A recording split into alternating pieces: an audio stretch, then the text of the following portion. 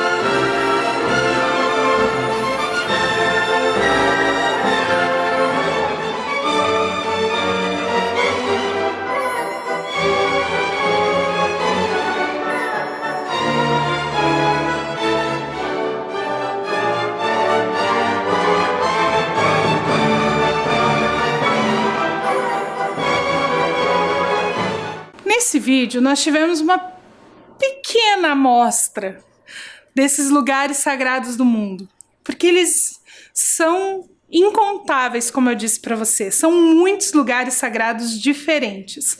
Nós vimos aí vários templos, várias igrejas, mesquitas, sinagogas do mundo todo.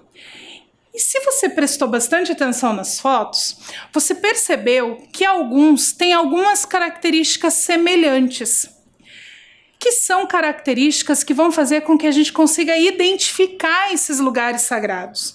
Essas características permitem que a gente reconheça um lugar sagrado independente do lugar onde nós estivermos.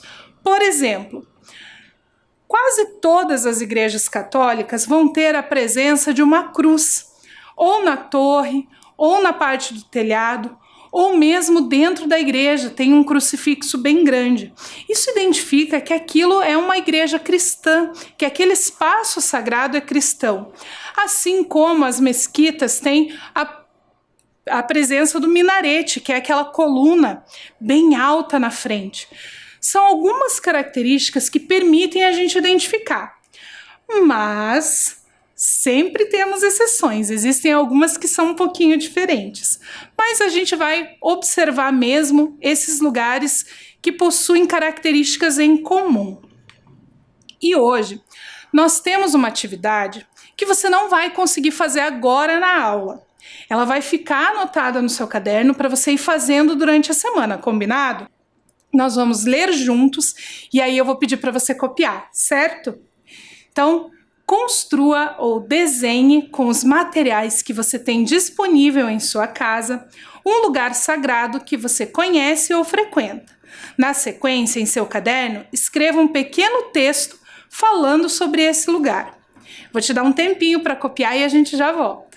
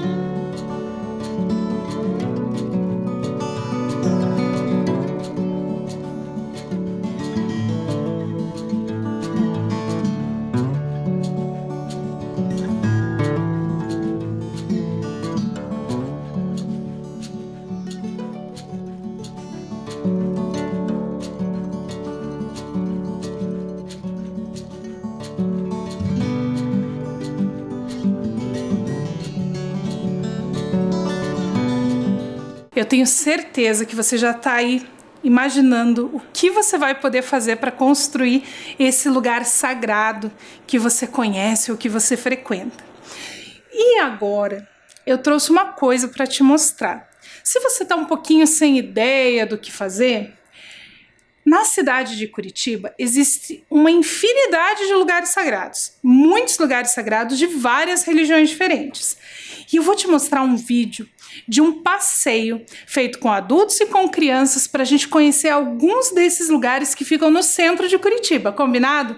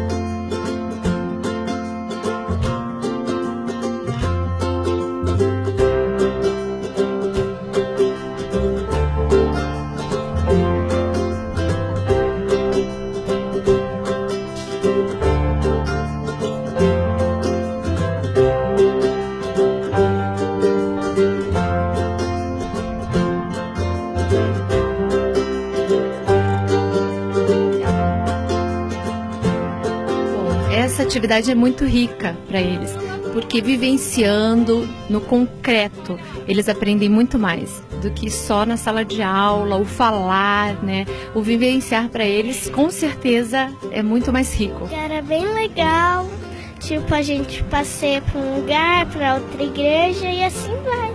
A gente viu muitas igrejas e eu vi uma mesquita que eu achei mais bonita, que ela é muito colorida.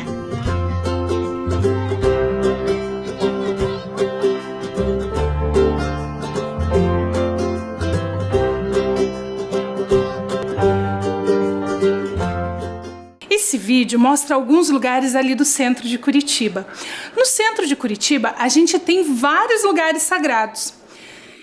E eu não sei se vocês se lembram, mas quando nós falamos sobre as religiões de matriz africana, nós conversamos sobre o preconceito que essas religiões sofrem, não é mesmo? Nós vimos várias pessoas falando sobre intolerância, sobre preconceito. Por esta razão, na região central das cidades, nós não temos, por exemplo, terreiros de Umbanda e de Candomblé. Normalmente, eles ficam em bairros bem afastados do centro da cidade, porque durante muitos anos era inclusive proibido seguir essas religiões, e as pessoas precisavam fazer isso escondidos. E também, essas religiões tocam muito tambor, e algumas pessoas acabam se incomodando com o som dos tambores. Por isso, esses terreiros ficam mais afastados do centro da cidade. E você não vai ver nas outras cidades também, isso não acontece só em Curitiba, acontece em várias cidades, terreiros de Umbanda e Candomblé na praça central da cidade. Mas na Praça Tiradentes, ali no centro da cidade, nós temos árvores sagradas do Candomblé e da Umbanda, que são as irocos, que ficam ali na Praça Tiradentes, bem no centro da cidade, e que são aí sagradas para os praticantes de religiões de matriz africana. Nós também não temos nos centros das cidades opãs, que são as casas de oração indígenas, mas nós temos ali a presença do cacique Tindiquera, que é uma estátua que lembra a presença desses povos indígenas na cidade. Mas as opãs também ficam afastadas normalmente dentro das comunidades indígenas. Por isso nós também não temos esse registro desses lugares sagrados no centro das cidades. O que nós vamos ter no centro da maioria das cidades são igrejas católicas, igrejas evangélicas, e na cidade de Curitiba nós temos a Catedral Basílica Menor de Nossa Senhora da Luz dos Pinhais, que é uma igreja católica que fica bem no centro. Nós temos também a igreja que fica ali um pouquinho para trás da catedral, que é a igreja mais antiga da cidade de Curitiba. Temos uma igreja presbiteriana, a igreja do Rosário dos Pretos de São Benedito, um templo Hare Krishna e uma mesquita. Tudo isso no centro da cidade. E se a gente caminhar mais um pouquinho, a gente encontra uma igreja ortodoxa e também uma sinagoga. Olha só que bacana! Uma cidade só no centro e toda essa diversidade convivendo ali, um espaço do ladinho do outro.